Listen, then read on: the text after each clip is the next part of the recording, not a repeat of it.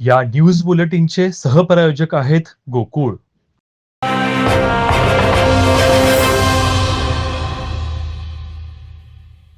कोल्हापूर शहर आणि जिल्ह्यात पावसाची संततधार सुरूच आहे. गेल्या 24 तासात जिल्ह्यामध्ये सर्वाधिक गगनबावडा आणि भुदरगड तालुक्यात पावसाची सर्वाधिक नोंद झाली आहे. दुसरीकडे हवामान विभागाने दिलेल्या माहितीनुसार मान्सून गोव्याच्या वेशीवर दाखल झाला आहे.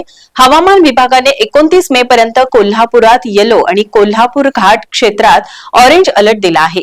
येत्या 36 तासात कोल्हापूर शहर आणि घाट परिसरातील अनेक भागांमध्ये मुसळधार ते अतिमुसळधार पावसाचा इशारा दिला आहे. पुढच्या 2 दिवसातच मान्सून महाराष्ट्रात धडकणार आहे.